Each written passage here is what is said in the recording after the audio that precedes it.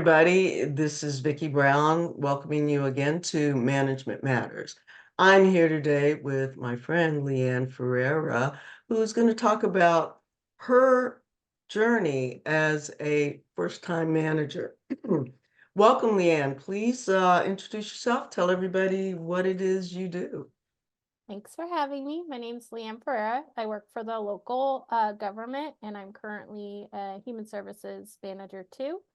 In my role right now, I manage 3 of our front-facing public assistance offices, which assist our local community in providing public assistance benefits, so Medi-Cal, CalFresh, and cash assistance. It's great. What I love about your journey and what I want the viewers to get a sense of is you started out as a benefit analyst and really worked your way up the ladder, assuming more responsibility, managing more people to the point where you now manage 3 offices and directly and indirectly almost over 100 people. Can you tell them a little bit about, first of all, just about the journey itself and the steps?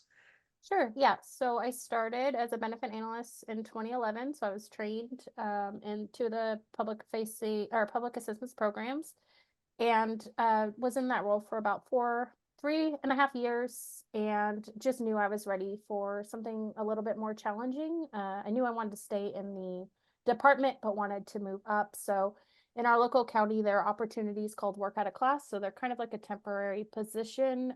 Sometimes they're granted because someone's out on like a maternity leave or a leave, or sometimes it's because there's a special project. In my situation, the state was opening ACA, and that covered California. So we had a brand new, excuse me, we had a brand new system that had to integrate with our eligibility system, and it wasn't easy. And so they needed someone to help manage all the issues and kind of troubleshoot before they made their way up to the help desk. And that was like my dream. So I applied, ended up getting it. I was in that role as a work out of class for about 2 years, and then transitioned to a lead BA, where I assisted a supervisor manage a unit of, I think, 8 at the time.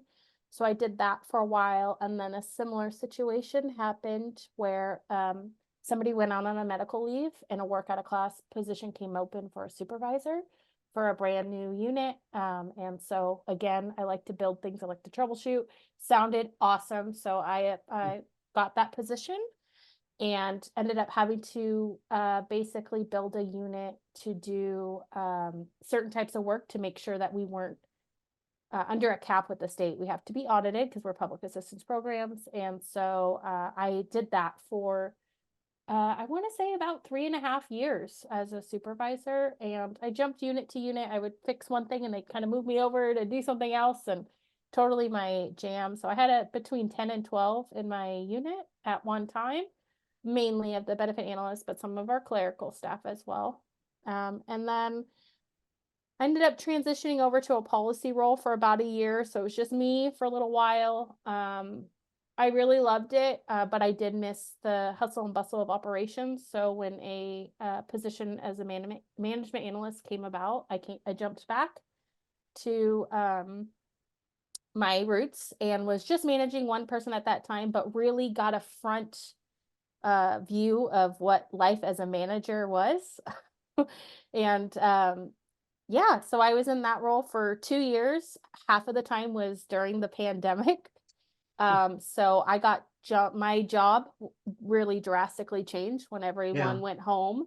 I was helping the public with the COVID response. So I was managing our where we were having folks who couldn't safely isolate. We were offering RVs for folks to stay by themselves Wow. because we have a lot of shared housing because of the cost of living. So I was like the site manager for that. And when we had someone transfer on and move out to a state position, the management position came up. I was encouraged to apply, and that's where I'm at today. So for a brief time, I was managing all 5 of our regional offices. I think it was about 9 months, because we had someone promote up, and it takes a while to fill positions. And so, yeah, so now I'm down to three where I directly manage 10 folks, and 8 of the 10 have their supervisors. They manage folks down, and each unit has about 8 to 10 to 12 some, so yeah, about 90-ish across the 3 that fall under my umbrella. Wow.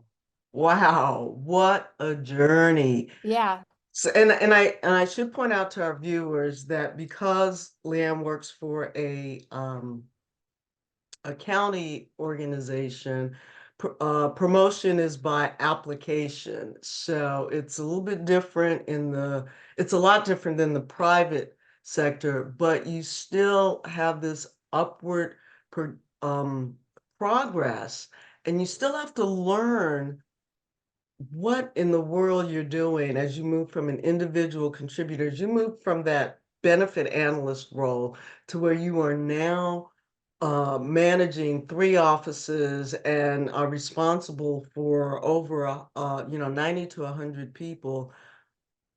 I want to know where the management skills came from.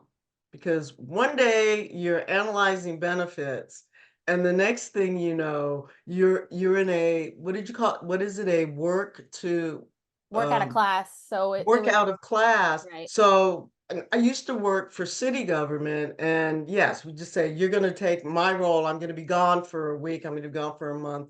You get to be me, Right. right? How do you, one, how do you prepare for that individually?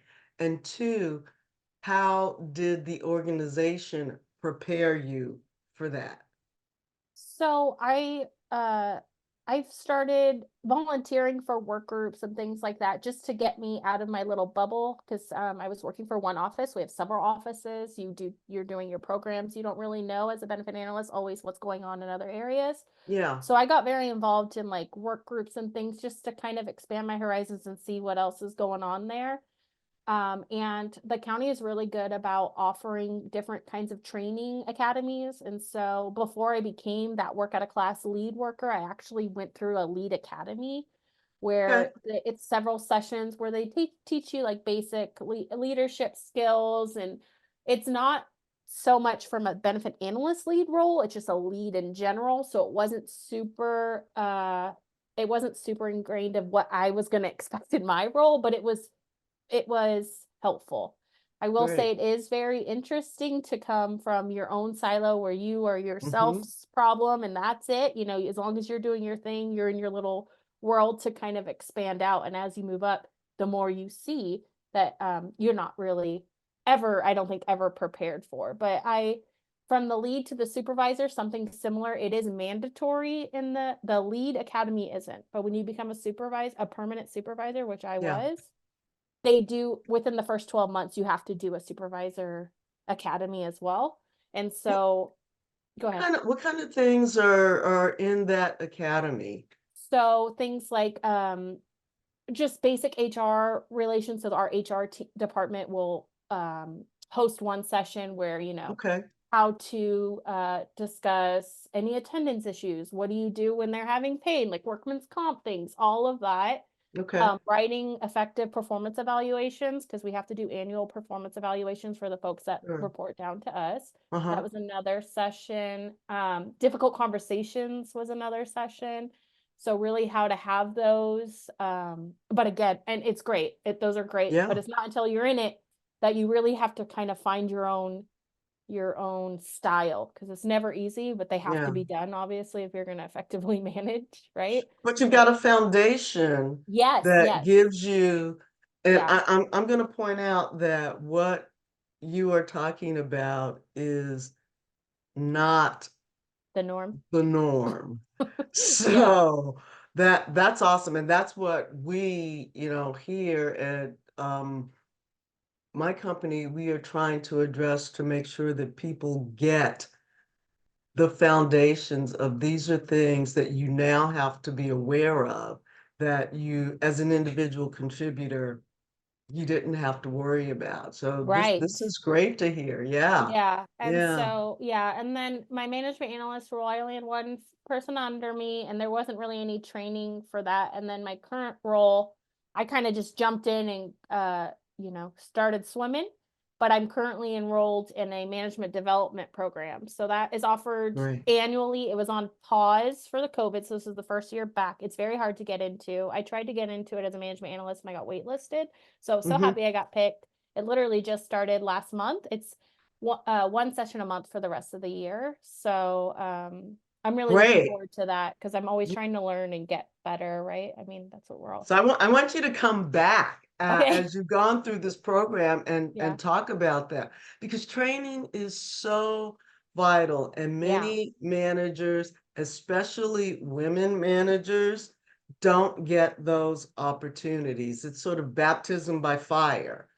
So I love that you're able to talk about what you have done to prepare yourself. This is crucial. It is crucial that we take responsibility for our own training, that we try to find out as managers what we're getting ourselves into and ways to make ourselves better. But it is also important and crucial that we get our organizations to understand they need to tell us what they need from us, and they need to prepare us. Your HR department is going to be very different from someone else's HR department. Correct. Excuse me, performance reviews are going to run the gamut from different organizations, but the purpose, hopefully, is the same: to help the employee grow in their position. Sometimes it's tied into bonuses, sometimes it's tied into promotions, sometimes it is just knowing how you're doing. You know, I got to a position in my career where my performance evaluations didn't mean anything except an indication of whether my boss thought I was doing a good job or not. And hopefully, as a manager, you're letting people know that on a daily, on a routine basis, so that the performance review is not a surprise. Yeah. Right. Yes, for sure. Anything It, addressed in a performance review should have been a discussion, yes, good and bad, yes, right? And nothing should be a surprise. yes. And should is not a word that I use very often because it denotes an expectation, but a performance review should be just that, a review of what has gone before and a tool to plan future development. Where do you want to be? Where do you want to go? And hopefully, as a manager, you are talking about this with your employees on a routine basis. Where do you want to be 5 years from now? Do you still want to be in this job? Which is great if you're happy and it's fitting your needs, or do you want to progress? You know, I always looked for people that I hired that could replace me, because if they could take my job, I could move on to something else. So I'm curious, that first role, maybe from supervisor to manager, what were you most afraid of? Well, as supervisor to manager, it is a pretty big jump as you move higher in an organization, your purview gets larger and larger, right? Mm-hmm. So I was I think I was most nervous about the added responsibility of the additional staff because yes, as a supervisor, you work with your peers, your other supervisors in the unit to make sure the office is running well under the management's guidance, right? But you're Yeah. still very much in your unit as long as your unit is running as it should be. We're meeting time mandates. But as a manager, you're having to kind of look at different things and have to shuffle and your responsibility and the number of players, grows, right? So Mm-hmm. having to kind of shift things uh and just the unknown. I think there's always a little bit of apprehension when you move up, but yeah, I think it was that. Talk about that shift a little bit. So, as a supervisor, you're in your unit, you're making sure that people are doing what they need to do to get the unit running, but you're not necessarily responsible for things like the budget, things like looking out for the organization as a whole. And Yeah, to me, that's where you move from the supervisor. You're looking out for your people, your piece of the world. But now, as a manager, your responsibility is to make sure the organization succeeds. right. And working with four other managers, because there's five managers in total in my branch. So I have Okay. three offices, another manager has two, and then the other three have one. Mm-hmm. And we all work together. So if one of the offices is behind, we're looking at our agency's mission, right? So we have to pivot and help each other, pull units. Okay, we're gonna have a special project, and work with our team, because you got to get buy-in, right? And kind of Right. explain, because they know their purview, but you have to kind of explain, like, this is why we're doing this. This is, the reason. If you have any other better ideas, working with that. So it is a big shift, because you're kind of siloed in your unit when you're a supervisor, Yeah. versus you have more responsibility as a manager to kind of keep the big picture in mind. You said it, you're mission driven all of a sudden. Right. And that is instead of, I want to say task driven, but that's not really what I mean. But yeah, now it's all about what I call owning the whole. I remember telling people when I worked for the city of San Jose, right? It was more than just um, whether I worked in parking compliance or I was supervising animal control. And I would have people say, well, I'm going to call the city. And my response oftentimes was, I am the city. And I didn't mean that in a snarky way, but I am responsible for carrying out what city government does to help its citizens. And so in that respect, I'd like managers to think about that shift. It becomes so much bigger, even within your little world. Right. Um, what's some of the things you enjoy about managing people versus being an individual contributor? So my experience was a bit interesting, because I got hired as a manager in much under the COVID umbrella still. Okay, So, it was a bit difficult to transition, because a lot of our meetings were virtual, as this one is, right? So it was right. virtual. I fortunately knew a lot of my team, as I was a supervisor, not in the same offices as them, but we Okay. worked on our, like, as groups occasionally. So we knew of each other, but So um, you didn't move into managing your peers. no, I moved into Okay. supervising my peers, and that was interesting. But no, I actually moved into managing an area that I myself had never worked in. So that was a challenge, because I'm trying to learn. Every office functions a little different, but I was always on the back end where they weren't public facing. I was doing the paperwork on the back end, doing online applications, things like that. Now I run regional lobbies and offices, right? And so trying to learn how their business, we're all doing the same work, but very different. Mhm. So having to learn that in a time where it wasn't what they normally would do because of the pandemic, Right. was difficult. But now that we've come out of all the restrictions, I think it's just nice being in a team.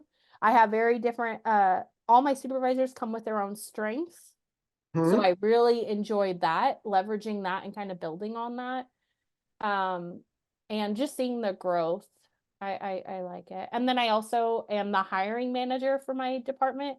So I get to do all the hiring, and I love that, to get new folks in, as starting in our clerk or our benefit analysts or supervisors. Like I do all of that. And I really enjoy that as well. But yeah. Yeah. Excuse me. I think it's very important that as managers, we get to hire our teams. It's okay to have recruiters give us candidates, have HR give us candidates, but if you can, as a manager, you want input. You want to see these people face to face. You want to see how do you believe they're going to interact with your team?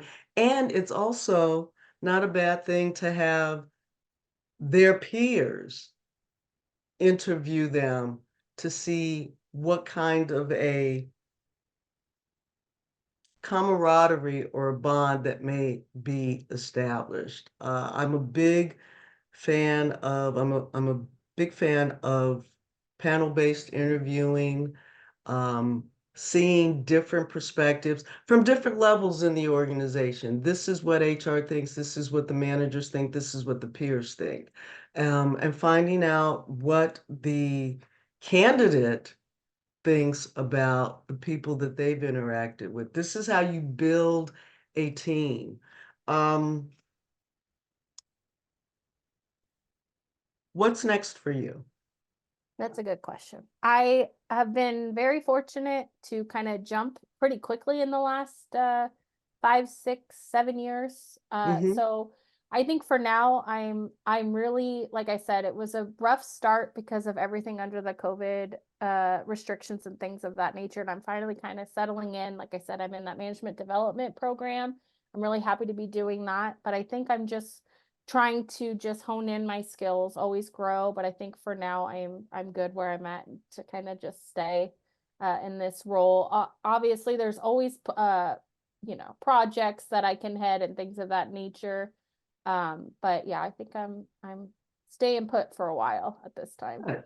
Yeah. Good. My last question for you.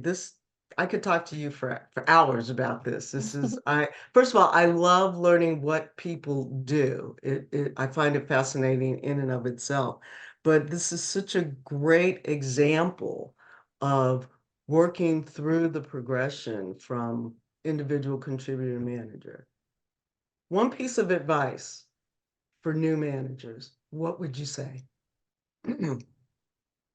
Find a mentor.